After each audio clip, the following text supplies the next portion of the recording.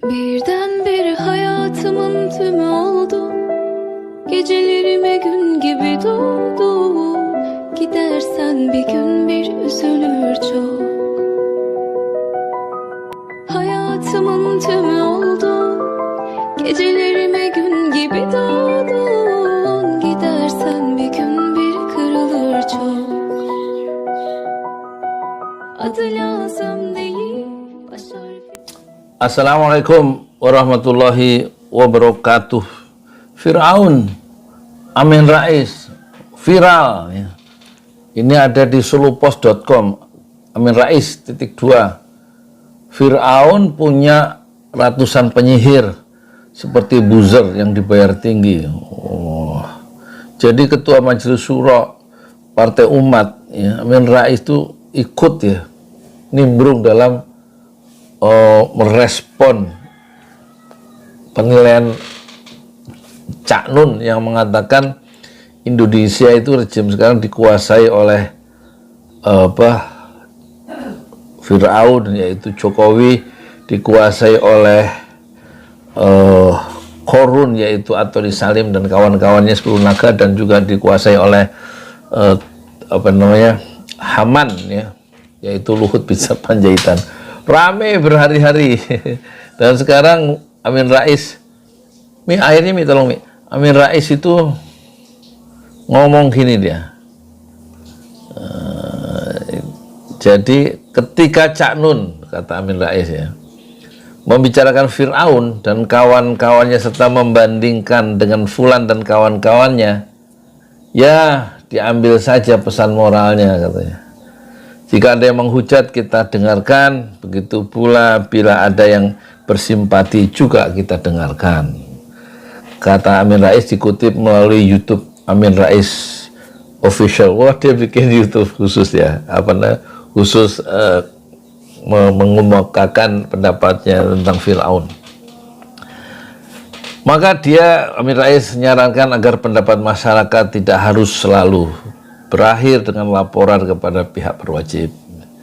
Sebab Indonesia menganut, kata Amin Rais, itu kan menganut demokrasi dan kebebasan pendapat, sehingga ada baiknya nggak usah dilaporin ke polisi kalau kita beda pendapat. Kalau sedikit-sedikit dilaporin ke polisi, saya khawatir, kata Amin Rais ya, nanti rakyat kita itu nggak berani lagi mengekspresikan pendapatnya karena sudah bungkam seperti ketakutan. Nah, mungkin lonceng kematian demokrasi berdentang makin keras kalau praktek ini tidak berhenti, tapi semoga tidak ke arah sana. Nah, kemudian Amin Rais menguliti soal sosok raja yang berkuasa di masa Nabi Musa. Dia kembali ke Nabi Musa ya, nggak nyinggung siapa-siapa tuh Amin Rais tuh. Dia menurut Amin Rais ya, kekejaman ya, kekejaman Fir'aun itu banyak dikisahkan dalam Quran. Iya, saya barusan lihat lewat Mu'jam ya, Al-Mu'jam, yang kata-kata di Quran itu ada Fir'aun itu ada berapa. Kita buka Al-Mu'jam, terus saya hitung ya, saya hitung ayat-ayat di Quran yang ada Fir'aunnya itu sekitar 70 atau 74 ya. Dimulai dengan wasamudul ladzina jabus sokhro bilwat wa fir'auna zil autad. Oh, itu akhirnya ya, akhir surat, yaitu di surat Al-Fajr ayat 10 yang ada kata Fir'aun. Kalau dari awal itu kata Fir'aun ada di surat wa idz najainakum min ali fir'auna yasumunakum su'al azab, di surat Al-Baqarah 49. Surat Al-Baqarah 49 itu saya hitung jumlah ayat-ayat dalam Al-Qur'an di Al-Mu'jam ini, karangan Al-Mu'jam lil Mufassiril Quran Al-Karim Muhammad Fuad Abdul Baqi ya, yang saya beli tahun 84 nih, uang dari beasiswa di basis Provinsi DKI Jakarta, tanggal 30 Oktober 84 tuh. 30 Oktober 84 saya beli. Berarti kira-kira 40 tahun yang lalu. Nah, di surat yang tadi tuh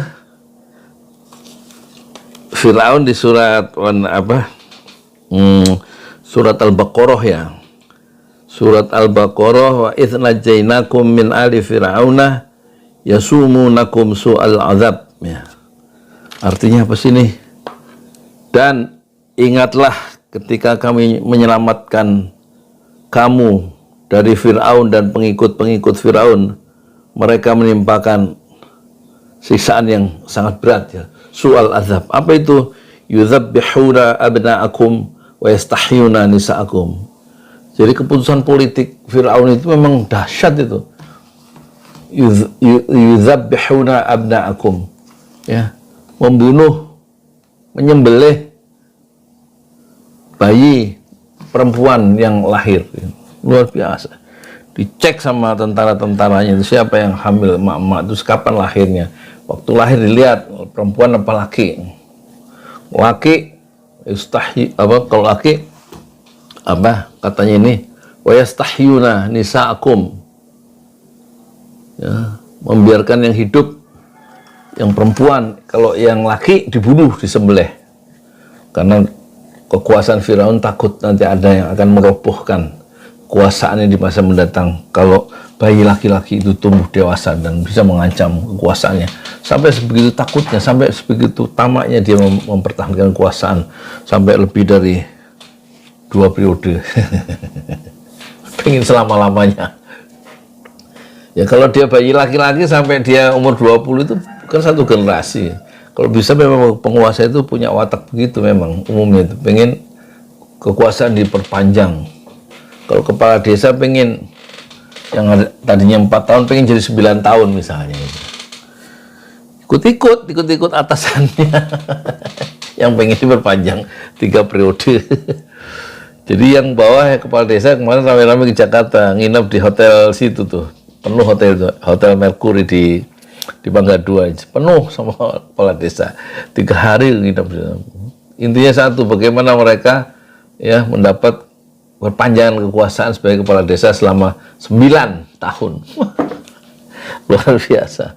Nah, ayat-ayat kembali ke Al-Quran tadi, ayat-ayat Al-Quran yang ada yang ada Fir'aunnya itu ada sekitar 74 ayat. Tetapi kata Amin Rais ya, Amin Rais bilang ada 20 ayat Quran yang menjelaskan pertarungan, argumentasi dan konflik antara Musa dan Fir'aun. Ayat-ayat yang ada Nabi Musa itu kata Amin Rais di Quran. Ya mungkin Amin Rais juga nyarinya pakai Al-Mu'jam seperti ini ya. Al-Mu'jam. Kita pencari ayat Al-Quran. Mungkin yang lebih bagus ini udah lama. Itu ada 136 ayat. Kata-kata Nabi Musa tersebar di seluruh Al-Quran yang jumlah ayatnya, cuma suratnya 114 dan ayatnya itu lebih dari 6.000. Itu ada 136 yang mengisahkan tentang Nabi Musa dan yang mengisahkan tentang kejaman Fir'aun atau kata-kata Fir'aun di dalam Al-Quran ada 74 surat ayatnya. Fir'aun adalah tokoh ya. Jadi Amin Rais menjelaskan ada 20 surat yang menjelaskan pertarungan argumentasi dan konflik antara Musa dan Fir'aun. Dijelaskan ciri kekuasaan Fir'aun yang bisa diteladani menjadi pelajaran bagi penguasa di setiap zaman. Kata Amin Rais, Fir'aun adalah tokoh yang membangun kesatuan elit dengan menghimpun kekuatan elit politik, elit militer, elit ekonomi, dan elit teknokrat untuk melestarikan kekuasaan yang zalim dan biadab. Ini Amin Rais tidak menyebut rejim mana ya, tapi dia menunjukkan rejim Fir'aun. Oleh sebab itu, Fir'aun mewakili elit politik dan militer. Ya. Korun mewakili elit ekonomi dan Haman mewakili elit teknokratik. Elit itu sekelompok jumlah yang sangat kecil dalam satu rejim ya. Sehingga dengan namanya yang banyak disebut dalam Al-Quran, lanjut Amin Rais, itu menjadi pengingat ya. atau pelajaran sejarah moral yang harus dicamkan dan tidak boleh diulangi oleh penguasa. Kemudian dalam menjalankan kekuasaan, Fir'aun dibantu penasehat yang disebut elit itu tadi. Ada elit politik, dalam hal ini Fir'aun sendiri, elit politik ya. Elit ekonomi yaitu Korun. Korun itu satu kelompok kecil di masa Fir'aun yang kekayaannya berlimpah ruah sehingga kunci gudang kekayaan itu diangkut, kunci gudangnya saja beberapa onta yang sangat berat kuncinya itu. Kunci gudang dari kekayaan Korun. Makanya Korun itu kemudian diserap oleh bahasa Indonesia menjadi karun, harta karun. Orang yang duitnya nggak ada serinya, kira-kira begitu. Kemudian ada elit teknokratik yang dipimpin oleh Haman. Dan ini yang lebih penting, yang baru dari Amin Rais yang tidak dikupas oleh Ubaidillah Badrun maupun oleh Cak Nun ya.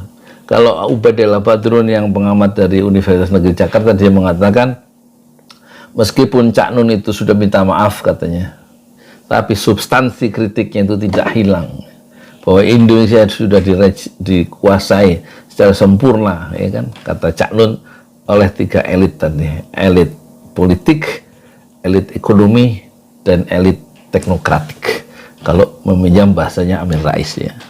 Tapi Amin Rais menambahkan, Firaun juga mempunyai tukang sihir yang jasanya dipakai untuk menggertak dan meneror rakyatnya. Firaun juga memelihara ratusan tukang sihir yang berfungsi sebagai penggertak dan peneror rakyat, sekaligus semacam buzzer yang dapat bayaran tinggi. Nah, para penyihir ini menjadi penjilat dan buzzer murahan. Itu dikisahkan dalam Al-Quran. Ya, sudah saya cek ya, dikisahkan dalam surat awal-awal surat Al-A'raf, surat ke-7. Di situ ada pertempuran ya, antara ahli sihir melawan Musa. Ahli sihir diundang ke istana untuk menghadapi Musa ya, untuk pertarungan ya, ahli sihir dengan Musa dengan tongkatnya. Kata ahli sihir itu, kalau saya dapat apa kalau saya nanti menjadi pemenang, kata ahli sihir itu ya. Inna lana la ajran nahnul ghalibin. Kita dapat apa nih kalau kita menang bertempur melawan Musa? Kata, ya kamu dapat hadiah ya, dapat hadiah. Kata Firaun, qal na'am, kamu dapat hadiah. Terus innakum, kamu semua, hei para ahli sihir, hei para buzzer, kalau bahasa Amin Rais, hei para buzzer, laminal muqarribin, kamu termasuk orang-orang yang menjadi orang yang dekat lingkaran satu dari kekuasaanku, kata Firaun. Kan yang diminta oleh para buzzer itu adalah uang dan kedekatan secara personal, melekat pada kekuasaan, kan cuma itu aja. Nah, watak manusia, pesan moral seperti itu, atau watak manusia seperti itu, yang selalu mendekat dengan kekuasaan dan menjadi pengukuh dari skrup kekuasaan, itu watak itu sama watak manusia itu sepanjang masa. Kalau menurut Muhammad Nasir dalam bukunya Fiqh Dakwah ya, yang berubah itu hanya lingkungan, bangunan-bangunan, tapi wataknya sama. Ada watak Fir'aun yang haus kekuasaan, yang ingin dipuja-puja sebagai Tuhan ya, sehingga orang semua takut dengan dia, nurut dengan dia. Ada watak yang seperti Korun, itu pesannya sama, kerjanya mengumpulkan harta dan kemudian mengokohkan penguasa yang saling melindungi antara politik dan ekonomi. Kemudian orang-orang yang menjilat ya kekuasaan para teknokratik, operator kekuasaan di lapangan, itu sama watak itu. Dan juga ada orang seperti Nabi Musa yang menyerukan kebenaran hakiki ya, mengingatkan, menegur penguasa yang hidup sejaman dengan Musa, yaitu Firaun. Dan tukang sihir nanti, kalau memang itu disederhanakan, buzzer-buzzer yang dapat bayaran tinggi dan juga kedekatan terhadap penguasa, menjadi komisaris kayak menjadi apa gitu. Kalau zaman dulu kan nggak ada komisaris, tapi itu komisaris itu jabatan-jabatan itu sebagai simbolisasi dia bahwa dia dekat dari kekuasaan karena dipilih kan oleh penguasa, berarti ada keakraban, saling melindungi, saling membutuhkan. Tukang sihir itu terbagi dua akhirnya setelah melihat Musa bekerja dan berhasil mendirikan argumen yang mencerahkan sehingga mereka tercerahkan. Tukang sihir Firaun itu kemudian berbalik menjadi orang yang mendukung kebenaran, mendukung Musa, tetapi diancam, kenapa kamu percaya sama analisis Musa, sama perspektif Musa, beriman kepada Musa, padahal kamu belum saya kasih izin. Nanti saya potong kamu ke tangan kanan, dipotong tangan kiri, kaki kiri dipotong bersilangan, nanti aku hukum, aku salib supaya orang-orang bisa menyaksikan. Ya, satu hukuman buat orang-orang yang membangkang pada kekuasaan. Tapi tidak semua orang itu ingin menjadi pengkhianatnya, dan ahli sihir Fir'aun itu kemudian, yang penting saya sudah beriman katanya kepada Tuhannya Musa.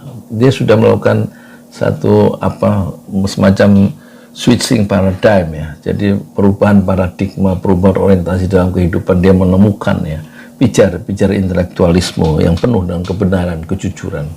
Itulah yang dicontohkan, itulah pesan moral ya di dalam rezim Fir'aun ya, berhadapan dengan Musa. Ternyata orang-orang yang tadinya dekat dengan istana atau pendukung-pendukung istana Fir'aun itu bisa melakukan rethinking, melakukan semacam refleksi dan otokritik, muhasabah, dan dia kembali menjadi pengibar panji kebenaran seperti tukang sihir Fir'aun yang sujud sungkur beriman kepada Tuhannya Musa dan Harun.